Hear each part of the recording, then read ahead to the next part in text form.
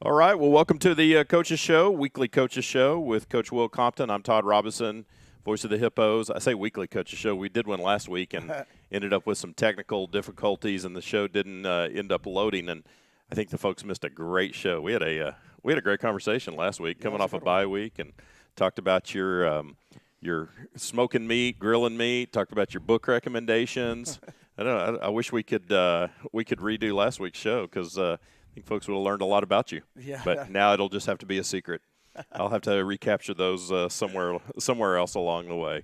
Well, Hippos coming off I guess we would definitely classify it as a disappointing loss Friday night to Harker Heights. Certainly one of the best teams not only in the Central Texas area, probably one of the better teams in the state of Texas. Really good football team. Hippos played with them really well for about 3.5 quarters, but got away at the end. Lost 42-24, a score that's probably a little misleading. Game was much closer than that, but the Hippos fall to 3-3 on the season. 0-2 in district play, and that 0-2, while that looks a little glaring, there's a lot of football left to be played, and Hippos are kind of knocking out front loaded on the strength of schedule. So. One of the things that we'll talk about here after we recap the game is just the standings and kind of what that looks like going forward. But, like I said, kind of a tough one. Up 17-14 at halftime. Once again, the Hippos come out, score, and I think, correct me if I'm wrong, but I think we have scored a touchdown on our first possession of the game every single game this year. The only one I'm not sure about is the opening possession of San Marcos. I think we kicked a field goal. Did we kick a field goal on that one? Okay, so maybe I just have to say we've scored on every We've scored, possession. I do believe. But touchdown every game except for that one then. I believe so. Yeah, I think you might be right. I think it was a field goal. Yeah, I think we on drove that down first there and possession. we missed something. We scored. It got called back for a penalty, and then we ran another play, and then we kicked a field goal. Yeah, and this one last Friday night, impressive drive. Get the ball and just really march it down the field, and and then of course they answered it pretty quickly. But what does that do? Just in terms of confidence and setting the tone of the game, and I guess let me also ask you this question: when you win a toss, you like to defer, or do you like to get the ball into your offensive hands right off the bat? It depends on who we're playing. And I think that's with Harker Heights with their rushing attack that they had. I knew they were going to limit possessions, a lot like Liberty Hill.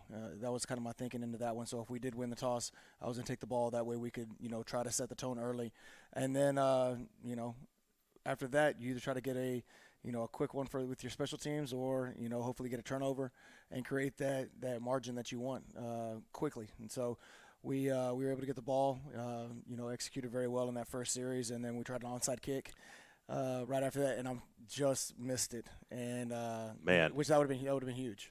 Okay, and I didn't look at the replay, but did he kick that with his left foot?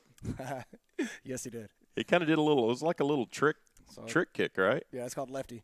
And so he approaches it the same way, and then he kind of just side kicks it. Like a little behind the leg kick? No, it's in front. Yeah.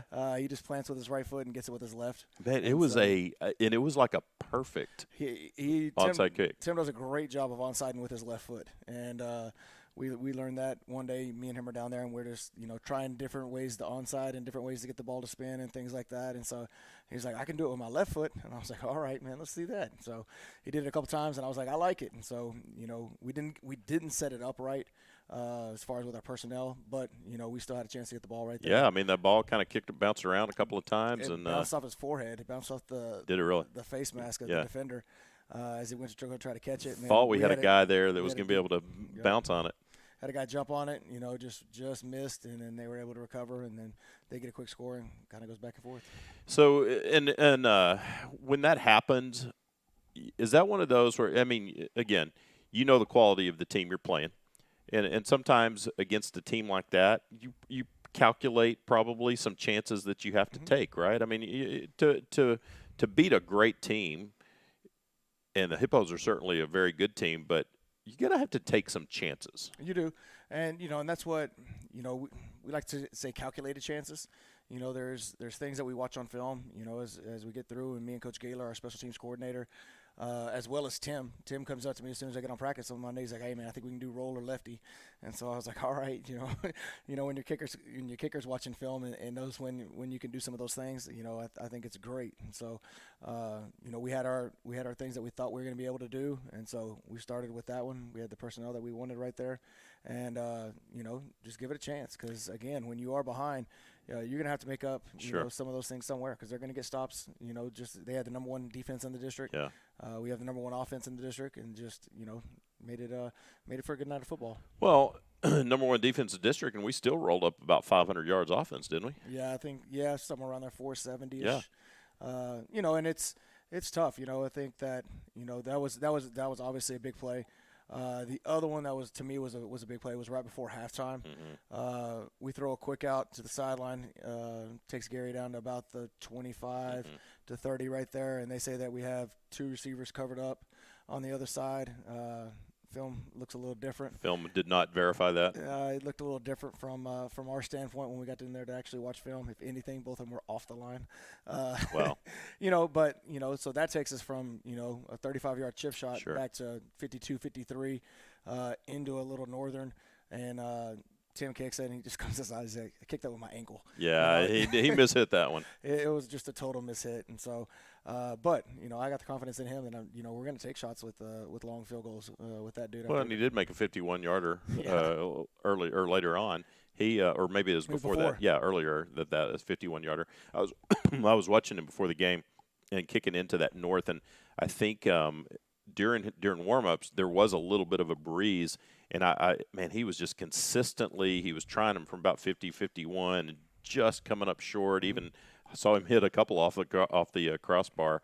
Yep. And I was like, man, he's got about 50 or 51 in him. Looks like going that direction for the night. That's kind of what he told me. He said we can go about 45 to 47 going to the scoreboard, and he thought he could get 50 to 53 going away from it. Yeah, well, and I think the wind actually kind of died down once the game started, so he might have been able to. If he had hit that one right, I think he probably would have put it through. Like I said, I got the utmost faith in that guy. So. Oh my gosh, yes, he's. When you can. You're not gonna be perfect. No, and it's one of those things where, and we didn't really have much other options right there. You can take a long shot, you can throw it up for a Hail Mary type thing, but for me, if someone's gonna be pretty consistent from long range like that, you just go ahead and take the points and get out of it. Well, I think the only perfect kicker I know is Justin Tucker. My gosh, that guy is unbelievable. I don't know if you saw the kick he had to win the game the other night, and then somebody tweeted something, and they took the measurement of where his ball went between the goalposts. And it said if those goalposts had been a half yard wide, it would have been good. It was basically like right down the middle. Yeah, he's. I just got to watching an interview with him. He's a stud. And so it was pretty good. He's pretty phenomenal. Okay, so you led. You jumped out that 7-0 lead and actually led 17-7 with 5:28 to go in the first half, and looking pretty good. But then they were able to do one of those things that I know as a team and probably as coaches you love to do, and that's score right before halftime when you are going to get the ball to start the second half. Yep. So they were able to punch it in with that minute 22 left to cut it to 17-14, and then they got the ball to start the second half, and then they go on one of those crazy 6-minute drives to start the second half, and like that, you're halfway through the third quarter, and now all of a sudden they lead for the first time, 21-17. Yeah, and I didn't mind that drive. It was one of the things that I was talking with our defensive guys on the sideline. I was like, yeah, it took 5.5 minutes. It's great for them. It took 5.5 minutes. They had to score, but you made them earn it. Right. And that's to me the thing that we've got to, that we needed to improve on is just not getting big played. Not home run hitters or 3rd and 15s and just stuff like that where we should be getting off the field. It was something that y'all made them work to get all the way down the field and play a relatively perfect 12-play series to get down there. And so, that's to me that was kind of props on the defense. I thought they did a great job there. Chews up a lot of clock. The way we responded after that, offensively, is probably what's the more concerning part of it. It just kind of get a quick first down and then just kind of sputter out, and then we flip the field, which still we're close into the fourth quarter. Just it's the last couple minutes of the third. We flipped the field. Tim with a big booming 68-yard punt. It gets them down there to the 3, and then they hit a 70-yard run on the next play. And that was kind of when saw the change just a little bit for us. Yeah, I mean, it was still with 6:13 to go in the game. It was still 21-17. So literally, you're halfway through the fourth quarter. That's what I said. For 3.5 quarters, it was like tight. Yeah, and that's where, right there, even at the end of the fourth, into the third, excuse me. We're going down. We got like a 3rd and 3, and then get stuffed in the backfield, and so it's 21-17 right there. Because I'm thinking, to kick the field goal, make it 1, and then you still, you're gonna have to go for 2 whenever you score. If they don't score, we looked at our analytics and talked about it, and basically said where we were at 4th and 5 that we needed to go for it. And just didn't execute on that play. Yeah, actually, I'm going to get to it now. I had a question written down that I was going to talk to you about later, but I'm going to talk to you about now because you just brought it up. It seems like football is changing. Analytics, and I guess that's the buzzword right now in football at all levels, from high school all the way up to the NFL, right? Football is changing, especially on 4th downs and PATs, going for 2 instead of kicking, and when you do that versus, when you don't. I don't know if you watched the last of that Kansas City Raiders game last night. And so Kansas City, so this is one of those things. Matt Leonard tweeted something about it, and I responded to his tweet, said I questioned it because Kansas City scored with, like, I don't know, a few minutes left to go up. They went up 7, with the touchdown before the PAT. In my mind, I'm like, you kick that extra point because now you're going to be up 8, and the best the Raiders can do is tie you, right? 9 to make it two possession well, game. Okay, and that's what they did, but they didn't get it. Yep. But by not getting it, now you've given them an opportunity to score and go for 2 to win it instead of just being able to tie it and get it into overtime. Oh. I know, it's just different philosophies. Well, and as it turned out, the Raiders did score, and they went for 2, and they didn't get it. Yep. So it's still back to where they were before that. But it's changing the game, and I don't know. Do you think it's there's younger coaches now that are willing to kind of take those chances, that are kind of saying, you know what, forget this is the way we've always done it, and forget the tradition stuff. Let's start doing some things that seem to make a little more sense. It's for us. I mean, me and Coach Leonard both consider ourselves very good as far as in the, should you go for it, should you punt type things. However, we got hooked up with, a program that, basically it's a book that they send us, that we have a guy on the sidelines that kind of thumbs through his tablet on it for us. And every situation, right? Pretty much. Yeah. And so it's kind of by time and where you're at on the field and things like that. And there's times that you need to take chances. And, a lot of those depend on, are you the favorite in the game? Are you the underdog? How much are you an underdog? And that is what makes you more aggressive. It's what makes us more aggressive on some of those 4th down calls. And so it's one of those things where, if we're 15 to 20 point underdogs, we know we have to steal possession somewhere. And so, we trust our instincts and, where we're at on the field, and, put the kids in a situation to go for it. Well, and it's not just y'all. I mean, it's not just high school football. It's happening in college. I mean, you probably watched the Tech UT game a few weeks ago, and Joey McGuire went for it they went for it 8 times on 4th down and got 6 of them, and that's why they won the game, right? And then it's happening in the NFL a lot more, and it's almost like it's slowly you're starting to see a buy-in from even coaches, Andy Reid, some of these guys that have been around for a long time that probably would be a little more, traditional, or are starting to accept, okay, it makes sense. It does, and then, when you break it down, when you look at a 4th and 1, pretty much anywhere on the field, 4th and 1, you have a 75% chance of making on 4th and 1. And so, if you need to, continue a drive, which usually 4th and 3 for the most part is pretty much a go for us, depending on where we're at on the field. And so it's one of those things where you start, what it's changed for us is in our game planning of making sure that we have more of those short yardage plays. Yeah. And, that they're a little tighter than what normally we would worry about, because usually you're trying to figure out, I guess it's a punt situation or not. Yeah. We know on 1st down what we got to get to whether or not we're punting. Well, and it's even places in the field where teams are going for it on fourth down now are like way non-traditional, right? Like you're on 30-yard line, you're on 35-yard line, you got a yard to go. It's like, yeah, we're going for it. Yeah.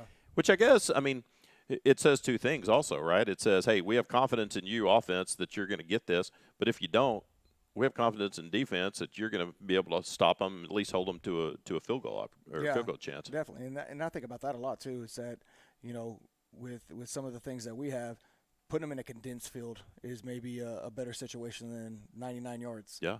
Because you're not able to put as many people in isolated positions. You kind of condense the field, and some of the plays that they may normally run. Yeah, those long plays. Yeah, those the long bombs and things like that. They're kind of out of play. And, we had some excellent pass breakups from the 30 in.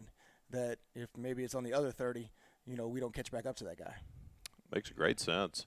Even the even the onside kick stuff, right? And I'm kind of starting to develop this theory. If you've got a really good offense and you're playing another team that has a really good offense, and it's just going to be a back and forth score fest, it really doesn't matter whether they get the ball at their own 20 or 25 or if they get the ball at midfield if your onside kick doesn't work, right? In fact, it's going to give you, theoretically, if they do get the ball and they go down and score, it's going to give you more offensive possessions. Yeah, we joke about that in the office. If they can score from 80, they can score from 50. Exactly. And it's. But again, you just you try to take those the chances that you need to. Especially now.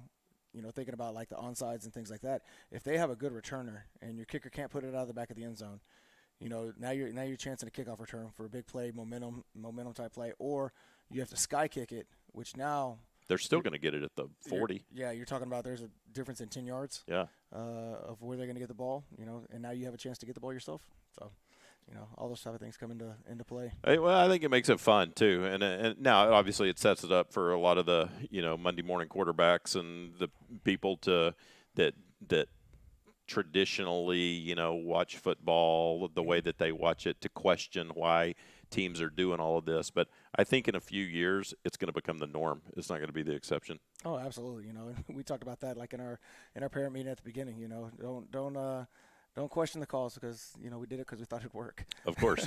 Yeah, you're trying to win games. Yeah. You're not out there just experimenting. No, not at all. That's what you do in practice. Exactly. We try to rep that stuff early. Well, so again, it was 21-17, 6 minutes to go in the game, and then it kind of got a little out of hand. They scored, and we actually had a big play too. Final score 42-24, but an 18-point spread that was a whole lot closer game against a really good team with an incredibly good running back. That kid. Yeah, he's special. That kid is special.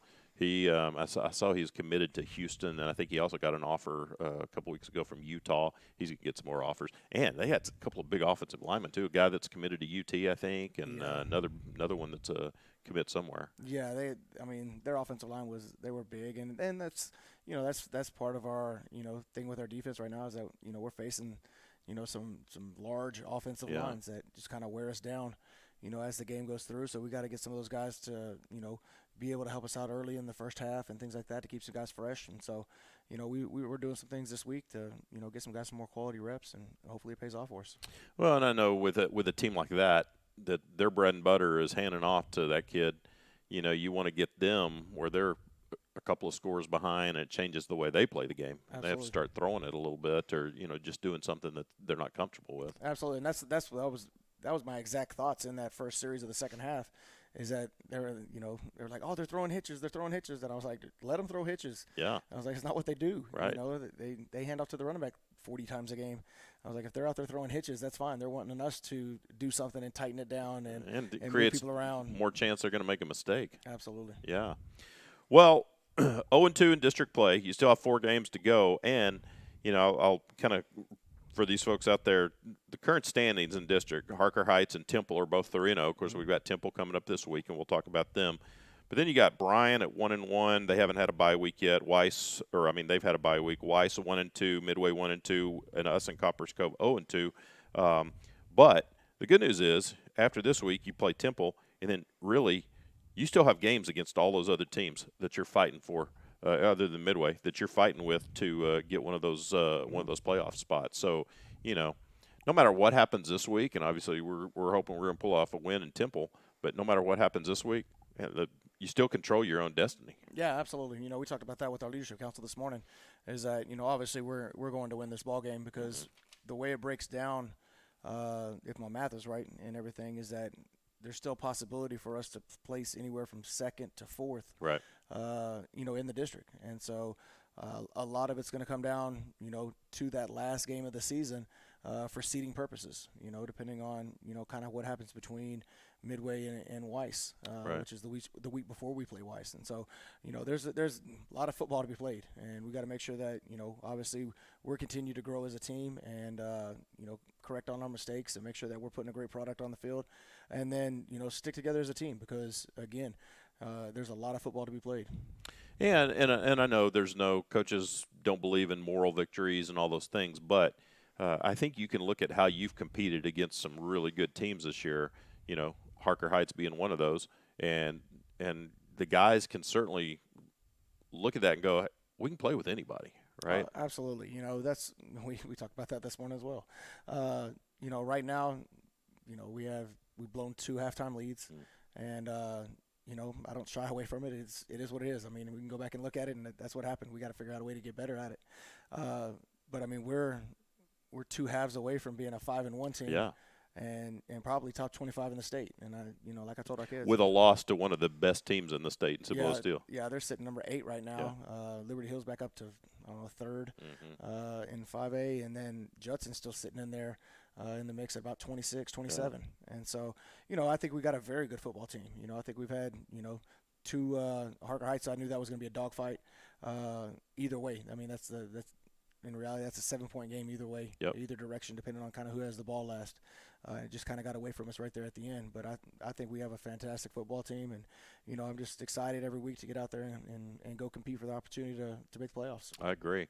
Got to give a shout out. Another great crowd. Friday night is our pink out game, but it's so awesome to look down and just see these stands on this home side, pretty full. Absolutely. It's great having all of our fans come out, and it means a lot to these kids. To have we had our youth football night as well with the pink out, and man, that was awesome just seeing those little kids so excited to be down there on the sidelines, and I saw the pictures this morning of them running out the tunnel. Which that's what awesome. A thrill for those little guys. Absolutely. I mean, for me, I grew up in a small town, and so being able to be around the varsity kids on a Friday night was huge for us. We talked about that last week, which obviously people didn't get to see it because of the technical difficulties. But yeah, those little kids, they look at those those varsity football players, and those guys are like heroes in their eyes. Yeah. And so it's a couple of things. One, they want to be like those guys on the field, but we talked last week about the responsibility of your players, what they do in the community and how they handle themselves, because those little kids, they're not only watching them on the football field, they're watching them off the football field too. Oh, absolutely. And several of our kids help coach some of the 7-on-7 teams and even in the youth football. So, they know the little kids, and they know their, some of our cousins and things like that. So it was awesome when we kicked the field goal and kind of come down and they're on the sidelines and they're high-fiving them. So it's important. And to me, that's what makes a program. And what makes a great program is that tradition, and just it starts with them being young. And I love that you're already working on them on the character stuff, because what a big thing for you before the game is during the national anthem is what? No toes on the green. That's right. Everybody's got to be on the white. Yep. And you told the Hutto youth football guy, you're like, you just make sure all those little kids, everybody's in the white, no toes on the green. No toes on the green during the national anthem. And so, and even our kids were saying it, kind of as they got lining up, they're like, toes off the green, and then you hear the youth football coaches, hey, no guys, no toes on the green. And I love it. And so, it's just it's a little discipline thing, and we had a great speaker come in for our devotion on Thursday. It was Carlos Chester. He does some O-line, D-line training, and he talks about getting those wins early in the day, and I think that is huge, and no toes on the line, and that's a win. That's a discipline win, and talk to our kids about the first win you can have in a day is making your bed, and There's a lot of moms that probably love that. Yeah, probably my wife. Yes, She's mine probably too. one of them. And then throw the 15 pillows on there. I've never understood Me the whole either. pillows. Yeah, I don't get it either. I mean, it's your private bedroom. Exactly. Why do we need to have decorated pillows? I just 100% don't agree. understand that Yes, one. yes. Next time my wife is here, let's have that conversation. No, won't do it. Yeah, I don't get it. But yes, you're right. The discipline of little things like making your bed and all those, and it's that old deal, right? Of if you do the little things well, then you'll do the bigger things well. Yep. And it starts with the little things. And don't cut corners on the little things. I mean, absolutely, and that's some of the things that we've got to get cleaned up is just those little things. If you're supposed to line up here, not 2-3 inches wide, because it puts you in a different situation. So we're going to get there. I'm optimistic, and I love these kids. That was probably my biggest thing to these kids is that I love them. Yeah. Love the way they competed, and a lot of people may not have understood as far as in that we get the ball back with 1:25 left in the game, and I mean we're pressing like it's a 2-minute drill, like we're going to win. Number one, it's teaching our kids that we're gonna go compete, and we're gonna for 48 minutes, no matter what. I'm not worried about the score. We'll look at that at the end of the game. We're gonna compete for 48 minutes. But on the flip side of that, there were positive points at stake, and so when it came down to tiebreakers, and so that's why we were pressing so hard trying to get a touchdown. We actually talked about that during the game because the same thing. It's like people were like, well, and even in Harker Heights, coaches were calling timeout. What 2 seconds left, I think, right? And we're like, and then all of a sudden, I remembered you and I had talked about that, and I was like, wait a second. When it comes down to playoff, if there's a tie, 3-0 tie, one of the things they look at is point differential, and so this really could matter. Yeah, absolutely, and that's what we're thinking about, because we're thinking we're going to be in some version of a tie for a playoff spot, and we want to try to get obviously we're having negative points on that one. We're trying to cut that down because our district has a 15 point positive max, right? Positive point max, and so we're doing what we can to try to cut that down in case there is a potential tie between Harker Heights, us, and Temple, and whoever else may be in the mix, and so we're trying to go after it. Yeah, and I know sometimes you wish that you could, or maybe you don't, that sometimes I wish that I could just like make some broadcast announcement and explain things to everybody of this is why these things are happening. That's probably the old communications director in me wishing that I could tell people things that we can't tell them sometimes, right? It's like people can criticize and make their comments like y'all don't know everything that's going on. No, it's and like I said, there's a couple of purposes behind that. I want our kids, regardless of what's going on, whether we're up or behind, I want them playing for 48 Still minutes. Playing, yeah. And, not trying to get them out of that comfort zone.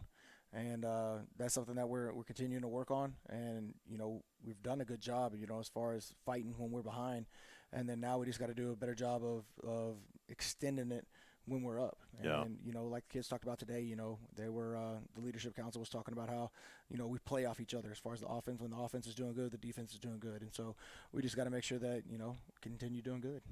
And I know that not that you like seeing penalties, unsportsmanlike, and some of those penalties, but with some of the stuff that was going on kind of late in the game, at least I know there's some fire. There's some fire out there, and frustration happens because you want to win.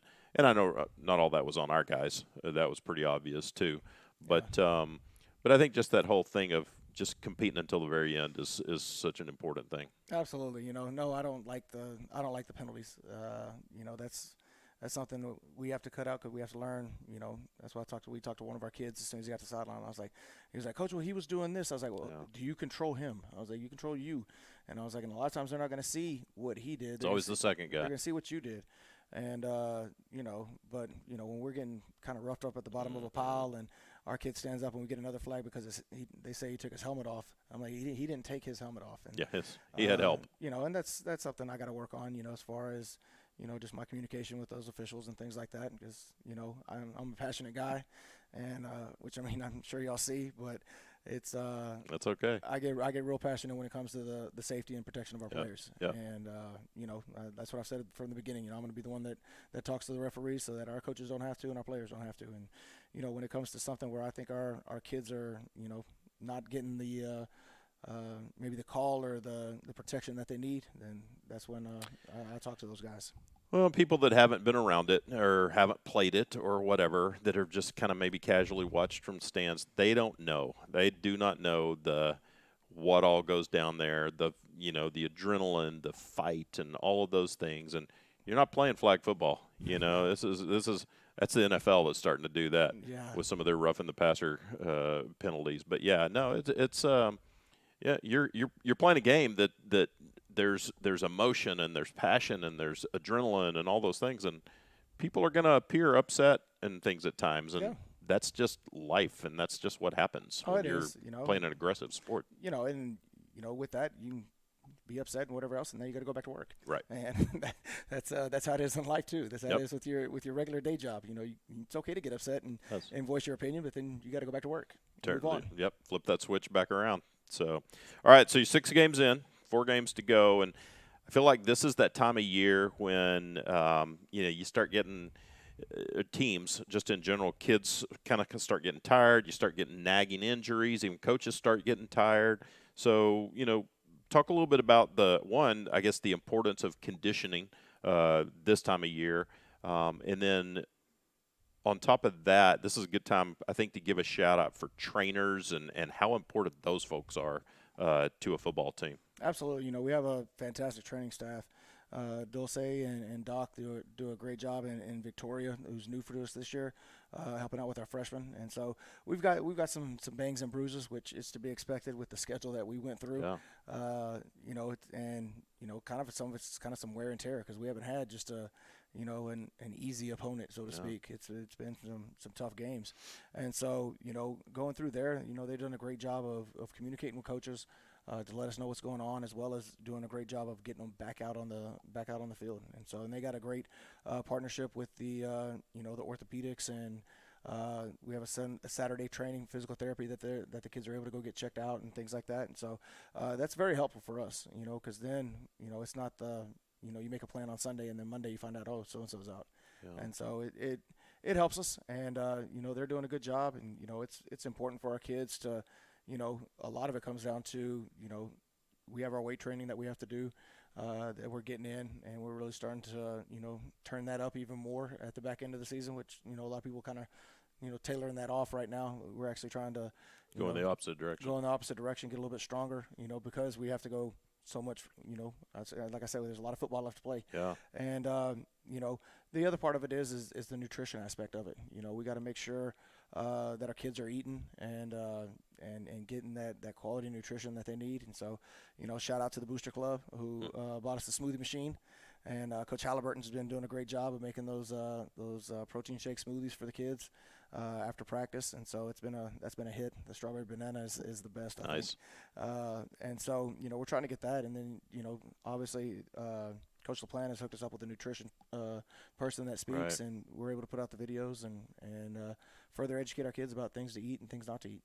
Yeah, it goes back to that's just another one of those discipline things, right? Is staying disciplined throughout the entire season, not just early on, not just when you're getting ready for the season, but once you're into the season, and if things start getting, again, you're 6 weeks in, now's when you got to really stay disciplined, and you've got to, maybe the team that you're about to play isn't quite as disciplined, and that could be the difference in winning and losing. Yeah, absolutely. I think that's, again, small details that we've talked about. And if we can be a disciplined football team, from, no toes on the line to now we're lining up correctly, and now we're communicating and we're in the eating secondary, right. and we're eating right. And I mean, all those things put together, those are all the little things put together that's going to make us successful, not only in the football season, but, in life as well. Starting to get into that nice cooler weather too, and I'm sure the practices in the mornings feel pretty good with this cooler weather. I saw next week. I think it's next week. There's one day that's only supposed to be a high of like 69 and a low of like 49 one of the nights. Like Get my jacket. I know it, right? Be cold. I don't like the cold weather. Be cold out there. So okay, so Ryan and I have this. We've had this ongoing battle for years. Of Ryan thinks when it gets cooler, kids actually start cramping up more than they do when it's hot because they don't drink as much water. You agree with that? Yeah, there's a truth to that. Oh, dang it. So we actually had that during our off week. It was pretty cool, and we were practicing. I mean, we're getting after it pretty good, and we had a couple kids that started cramping, and talking with Dulce, she was like they're not they're not consuming as much water right now because they're not hot. because they're not hot and thirsty. Yep. And so, and we have like I said, we have great trainers. And then the other part of that too, I want to give them a shout out is our student trainers. We have several, probably like 12, I think, student trainers up here at the high school, and then we have another group down at the freshman campus that show up to practice every day. They're here at 6:15 in the morning to get everything set up. And so big shout out to them, as well as our film crew. We have our filmers that film our practice and fly the drones around in the morning. And they're as much part of our team as anybody else. Yeah, and I think people don't realize that these kids, you've got so many other than just the players and the coaches, you've got all these kids that are doing those kind of things, and they're doing it. They're not getting paid to do it, obviously. No. I mean, they're doing this because they just want to be a part of it. Yeah, you'll see. We'll have several girls down on the sidelines with us on Friday night, and they're wearing, whatever it is, the Student Spirit Week thing, And, I thought about, getting them polos and things like that, but, in the end, this is their chance to be a student too. Yeah. And, be able to wear the pink out stuff that day and things like that. They're not they're still kids. And, right. For them, they show up here at 6 o'clock, 6:15, Monday through Wednesday. They deserve to have that fun time and be a part of the program and be a student. That's a commitment. Absolutely. They've made a commitment to do that. Talk a little bit about this is one of the things people ask me sometimes, because our broadcast booth is right next to the coaches booth. Of course, we have a window, so we kind of see, we get to watch them and watch their emotions and things during a game. But people ask, talk to folks that don't really know, what's the difference between the coaches that are up in the booth and then the coaches that are down on the sidelines, and what are the guys that are up in the box doing, and what are they communicating down to the coaches that are down on the field? No, that's a great question. And so it's that's what you need in a complete staff. So obviously on the sidelines you have myself, Coach Leonard, Coach Mullins, the offensive defense coordinators. Coach Lampy helps run the special teams from the sideline, and so he's down there. He's on the headsets. He has that. Coach Pasella is on the sidelines as well with headsets, and he's communicating secondary coverage and things like that. And then up in the box, what we try to do offensively, and it's pretty much the same thing defensively, is that you want to have what we call a box guy, people that are watching the offensive, defensive linemen, running backs, linebackers, and then you want to have another guy that's watching the secondary or the receivers and things like that. And so for us, we have Coach Harrison, who just went up to the press box, so he's watching offensive line play. What it really helps is now we have Coach Hargrove down on the field, and he's able to watch the near side, the closest side to the sideline. And then you have from this angle up in the beauty suite up here is that you're able to look down and you're able to see the opposite side of the field. And so that's getting communicated of, hey, we didn't do this or we didn't do this, and we talk about that, in between series, and then Coach Gaylor on the defensive side, he's communicating about personnel coming in the game, personnel going out of the game, formations to help Coach Mullins make his calls defensively. So it's it's one of those things where it could be a disaster zone if everybody wants to talk at the same time, or it could be a well-orchestrated machine of information that's getting back and forth. So that brings up another question. So is everybody hearing everybody? Are defensive guys on a different frequency and they're just hearing each other? What are you hearing? We have two separate channels. I really think it's 4 channels. Yeah. That we have 2 offensive, 2 defensive, and so the offensive guys never hear what the defensive guys say, right, unless you just hear it through the headphones because they're sitting right next to each other.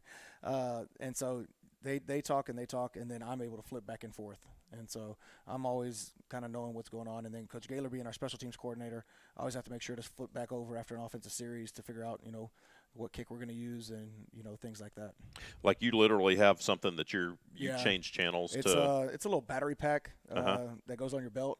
And then obviously up to the headset that looks kind of like this, and then it has a little knob on it that just changes my channel, from one to the other. How often do you jump in and be like, no, I don't like that? And I'd like to say I don't, but I do. Well, every head coach does. There's with Coach Leonard. So when we were at Johnson together, he was my box guy, and so for the past 2 years, me and him have had just talks. While the game is going. And so we're able to visit back and forth kind of without interrupting each other's thought process as it's going through. Over on the defensive side, I do a little bit more listening there just to kind of figure out what's going on and make sure that we're in the right spot and this and that. And then me, through the scouting reports and knowing where we're supposed to be and stuff like that. So now I give some things that are advice in there and things like that. And so if a head coach if a head coach could be up in the box versus down on the field, would you want to be up there or would you want to be down there? Heck no. You want to be down there, right? Yeah, I'll tell you this. With I'll the tell you team. the story. So it was 2008, 2007, 2008. And so I was offensive coordinator at Maybank. And they were like, well, we want you to be up in the box, and we want you to call it from there because you'll be able to see it better. I was like, okay. So I went up in the box. First of all, I do not do very well in that situation because I'm just like, oh, the band's over there. And then, there's a cheerleader. Oh, so-and-so got nachos, and they're coming up the stands. That's so, hilarious. That's just, that's me. I got to be, like, locked in Yeah. and dialed in. Otherwise, I'm kind of all over the place. And so I'm up there, and I'm calling, and the information I'm trying to talk to the quarterback is not getting communicated. And I'm like, and just keep talking. It's not getting fixed in between series. And so I literally take off the headsets and I sprint down the stairs about midway through the second quarter, and I called it from the sidelines, and I've never gone back to the box. You've been down there ever since. Yeah, I never went back up. So even as an OC, you did it from the field I did it from the and sidelines. not from the box. And that's what made Coach Leonard so valuable when I was calling plays, is because he would give me the information that I needed. And, and that's what you need. You need some guy that's, the biggest thing is down the distance, letting you know as soon as that ball's spotted, all right, Coach, we're 2nd and 4. So you'll hear – so kind of the way ours goes is, we get 1st and 10, and, you could run a play, 2nd and 4, Coach, 3rd and 3, got to get to 2. And that's kind of like my interjection in there. So now he knows he's got 2 plays to call instead of 1. So 3rd and 6, Coach Leonard needs to know 3rd and 6 whether or not he's got 2 plays or he's got 1 play, because now calling a 3-yard play and calling a 6-yard play are two different brackets for us as far as where you dial your plays up from. Well, and I think also just being able to be down there with the guys, with the players, right? And because sometimes you're going to have to take those headphones off and you're going to have to go put your arm around somebody and have a talk for a couple of minutes. Or absolutely, and that's what I've always loved about being on the sidelines. Besides not being a space cadet. Distracted. Yes, looking at everything. I mean, it's bad because it's just like it takes a special person to be in the box because it's silence. Yeah. It's quiet up there, especially in your nicer press boxes and things like that. And you got headsets on. It's just like, and then when it's not offense or defense, there's not like, I mean, you can talk for a little bit, but then you're just kind of like sitting there. And so I can't stand it. Well, and I would feel like, I think I would feel like I have no control of anything. Like I'm just up there. My only control is saying something, but I can't even be down there and look somebody in the eyes and say something. Yeah, and it's different. When you talk about like colleges and things like that, we don't have a phone down on the sidelines. Right. That, if Coach Leonard wanted to do that, he could get on the telephone after each series and talk with Will. Right. It's not really how that works. It'd be a coach taking off his headset now. He's not able to talk and figure out what's going on, and so it's a little different. I like being down there.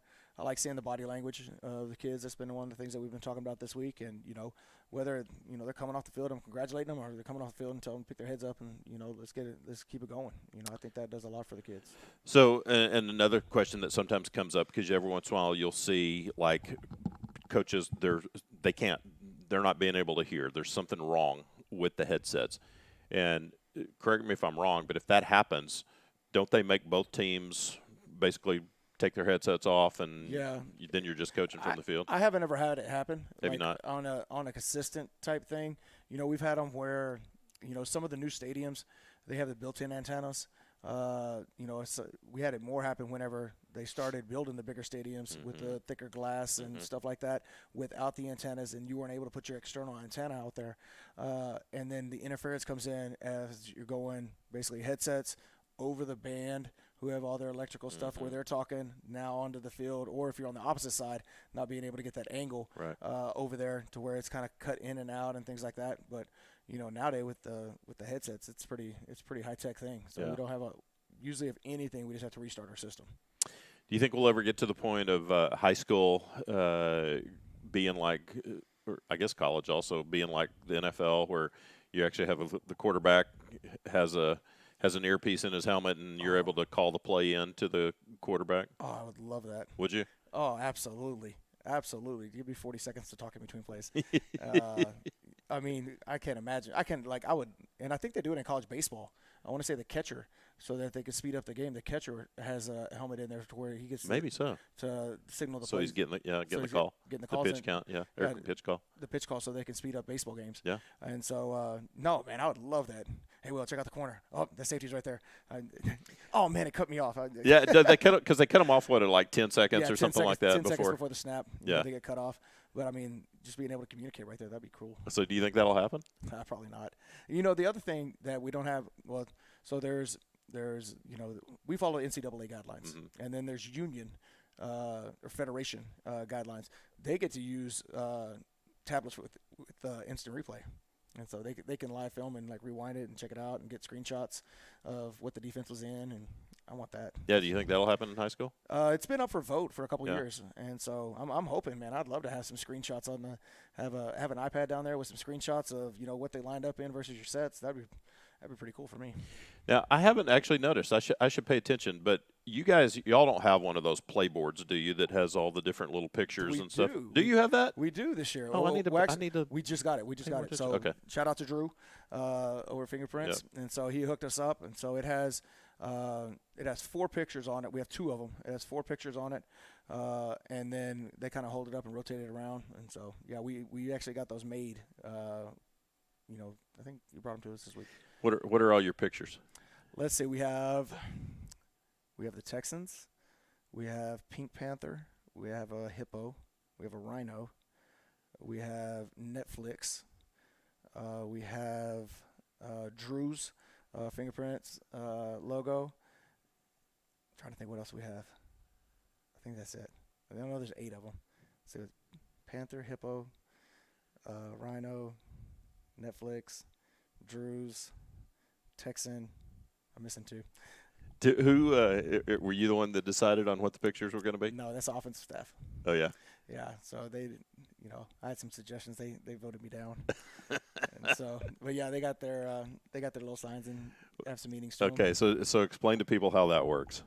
It could be different. So I'm not gonna explain how ours work. No, I'll but just explain in how- general. Yeah, in in general. general. So when we were at Oak Ridge, we had the boards as well, and so 4 things, but it was 4 pictures of school personnel. So we may have the principal, lead counselor, one of our coaches, and this. And so what we had is that they would hold the boards up, and so the way ours went is we went here, here, here, or here, talking about the 4 quadrants of that poster, and those were our trick plays. Okay. And so, like we had a trick play called Mr. Johnson, and so you're trying to think of the things, and so we get ready to run Mr. Johnson, we just go right there, point up to Mr. Johnson. So everybody knew where to line up, everybody knew the trick. Kids all knew what that. Yeah, so what Mr. Johnson is. Yeah, at the end of the year, I think we had 3 boards there, so we had 12 trick plays that were all picture based, and we just hold it up. Hey, I want to run this one. They'd hold it up there, and you point to it. And sometimes when you're holding them up and signaling, it means nothing, right? Absolutely. Yeah, it's just some have them that they hold up, and then there's a picture idea on there to tell the kids that that's the hot signaler.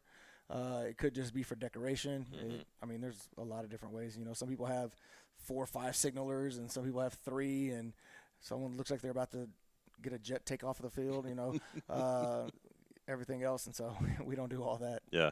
We just try to get the play out there quick. And, Do you think it ever gets to the point that it's too complicated? Oh yes, that's probably one thing that even being an offensive guy, one thing I hate is signals. Like, because say you want to put in a new play, and people don't think about this. They're like, oh man, you need to put in so and so. Okay, cool. I'd love to put that in. What do I call it? Right. Well, you call it, and then, so now you're trying to figure out how you call it inside of your offense. Right. Where it fits and things like that. And then okay, cool. We decided to call it slab. For a slab of Right. ribs.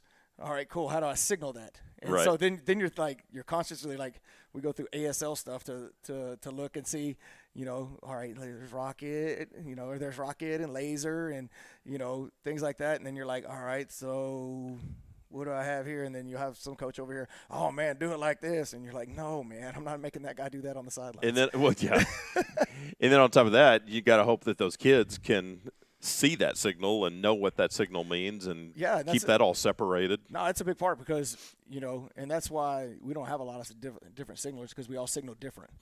Like I'll signal occasionally. If I'm signaling, that means we're not going fast enough because I want it out there a little bit quicker. but I signal like tight to the body, and then other people like out here, and so then some people like hold it one longer and then speed it up. So there's definitely a little craft to it, to Yeah. being able to signal that stuff out there. I think that'd be a fun little video documentary to do, is just do nothing but just video coaches and their signaling and their boards and all that kind of stuff. Be pretty entertaining little YouTube video. Yeah, that's what I love about junior high games. And so I'll go to junior high games. I got one tonight. Levi's playing, Yeah. and to go watch junior high coaches signal, because they only have like 6 plays. Right. So you can start figuring out the signals, and you can start calling the plays out On defense, Yes. they're about to run a yeah. Here comes the sweep over there, sweep over here. That's awesome. Yeah. You don't do that, do you? Oh yeah. Try to read those other. Yes, I do. I'm trying to win. Of course, of course. All right, let's talk about Temple. So Temple comes in again, 3-0 in district. I think we talked about this last week, but the 2 top teams preseason, kind of in everybody's books, were Harker Heights and Temple in District 12, 6A, and so Temple comes in certainly on a roll. I think they're 5-1 overall in the season, 3-0 in district play. They played a tough schedule just like everybody else has. But tell us, what are some things to kind of look for on them? They're good, and they're good all the way around. They got a dynamic receiver. I think he played safety for him last year. He's playing receiver this year. He's really, really good. What number is he? Number 7. Okay. Got dreads. He'll come and play some Wildcat quarterback. He's a very dynamic player. And, offensive line is big and physical, just kind of like what we've been seeing for the past couple weeks. And then over on the defensive side, they got some players that are, really, really good. I think their Mike linebacker's committed to Baylor, and outside linebacker committed to New Mexico State.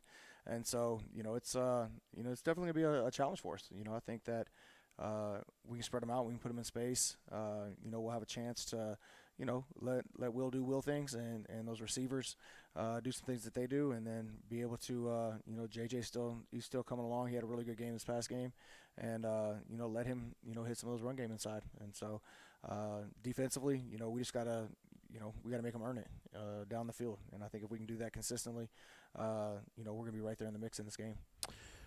I know this is your first year here, and you haven't had history with Temple, but the Hippos and Temple have had some really good games. I'd say even going back to like 2014. I feel like we've played them about 4 times, and it seems like every game is tight and tough. We had the game against them last year. They got out to a pretty good lead, and then we rallied. Will came in. And I want to say we scored like 20-something points in the fourth quarter, cut it. It was like a 60-something to 50-something game. It was exciting. But they're tough every time we play them. Yeah. But kind of a good little rivalry between Hutto and Temple. Oh, yeah. That's what Coach Vasella was talking about it a little bit. And so he's been, obviously he's from here and everything. And so he was giving a little history about it. And so they're well coached. Coach Stewart over there does a great job, and so I'm excited. It's one of those things where I think we're right there in the mix with them, and if we can limit the big plays and continually execute on offense, I mean, it's going to be a great night for football.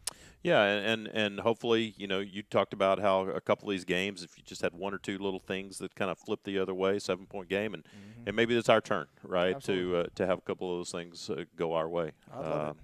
Come away with a win. So, all right, Friday night, Hippos versus Temple Wildcats up in Temple. It's about a 45-minute drive. Go up there, stop at Buc-ee's, get you something, and either before or after the game. And but if you can't, then obviously you can watch it on watchthehippos.com. We'll bring you all the action. But we'll be back next week with Coach to talk about that game. And, after that one, we're down to 3 games to go. The season goes fast, doesn't it? It does. Man, I was at a conference this morning, had a guy. He was a speaker, really awesome speaker. He actually played football University of Nebraska a number of years ago, and he said he said something that I've never heard, but it's so true. He said the days go slow, but the years go fast.